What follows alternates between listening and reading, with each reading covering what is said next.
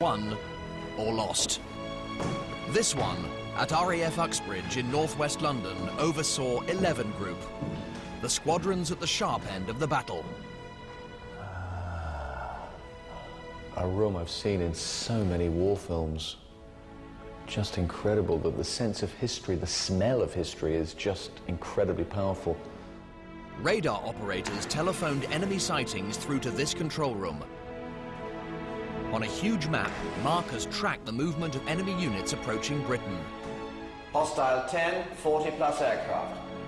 A system devised by the forward-thinking head of Fighter Command, Air Chief Marshal Hugh Dowding. So Chris, how much time did the system and radar buy us? Remember, the shortest point of the channel is only 20 miles across.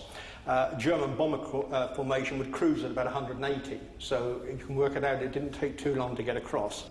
From detection over France to our airfields could be as little as 20 minutes. It takes a Spitfire squadron around about 13 minutes to get to 20,000 feet. So you can see how radar gave us time to get the aircraft airborne and up into position. Angels 1-6, Willie Victor 3-4. From July 1940, thousands of enemy aircraft converged on Britain. When incoming aircraft were detected, Allied squadrons were scrambled. Then, again using radar, guided to intercept the enemy. Scramble 222 and 504. Intercept Selsey Bill. Enemy engaged. The RAF was outnumbered by the Luftwaffe 2-1. But thanks to the great British invention of radar, they could be scrambled exactly when needed and flew far more successful sorties than the enemy. In nearly 4 months of fighting, 1,733 German aircraft were taken down, but at a cost. Yes, more than 900 RAF aircraft were shot down. The aircraft were replaceable, but trained pilots weren't. So victory in the Battle of Britain would also depend on another great British machine. Every day, dozens of pilots ended up in the sea. And if you were lucky, you'd scramble out of the cockpit, deploy your parachute, and end up bobbing up and down in the English Channel, kept alive only by your trusty Mae West. But you wouldn't survive out there for long. It was a race against time to find and rescue the downed pilots in the 29,000 square miles of the Channel before they died from exposure. There were no life rafts, no distress beacons, and no helicopters. But by 1940, what we did have was this. A fantastic high-speed, long-range, all-weather rescue boat built specifically for the RAF, the HSL, or High-Speed Launch.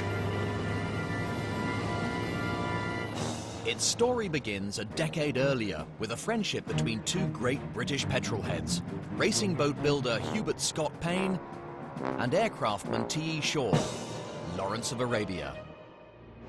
In 1931, stationed with the RAF near Plymouth, Lawrence witnessed a seaplane crash. He was in one of the first boats to reach the wreckage and dived in to rescue survivors. Of the 12-man crew, only 3 survived. Lawrence was convinced that more lives could have been saved if the RAF had faster rescue boats. So he teamed up with Scott Payne to develop new designs based on the latest racing technology.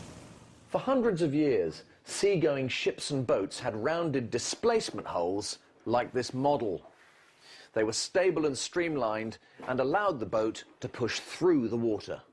But as speed increases, it creates a larger and larger bow wave that will eventually limit a boat's top speed, known as hull speed. Scott Payne knew a way round this ancient law.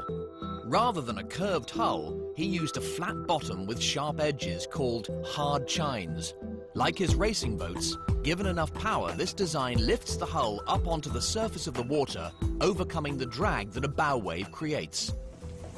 It's called planing and allows boats to far exceed their hull speed. In this boat, Seaplane Tender 206, Lawrence, after months of testing, achieved 29 knots. Still not fast enough. In 1936, although Lawrence sadly didn't live to see it, Scott Payne finally unveiled their high-speed planing masterpiece. And here she is, the 100 class high-speed launch, or HSL. A 64-foot sea rescue revolution. So here we are in the middle of the boat in this beautifully restored wheelhouse. Phil, we're underway, aren't we? We're underway. Today I'm heading out with HSL expert Phil Claburn to discover exactly how these boats were used on rescue missions. These were very, sort of fast, get out quick and pick up the pilots and bring them straight back. There wasn't much facility to operate on them or do injuries on board. For these ambulances of the sea, speed really was a matter of life or death. A 64-foot boat's theoretical hull speed limit is 11 knots. So let's just see how much faster Scott Payne's HSL can go. At the moment we're just on tick-over speed, or displacement speed, where the boat is sitting in the water. If I start to give a few revs, like so, and then maybe a few more revs, the idea is to get on the plane, which is about 13 knots with the 100 class, so a few more revs. 13, 14 knots, and we're starting to lift up out of the water.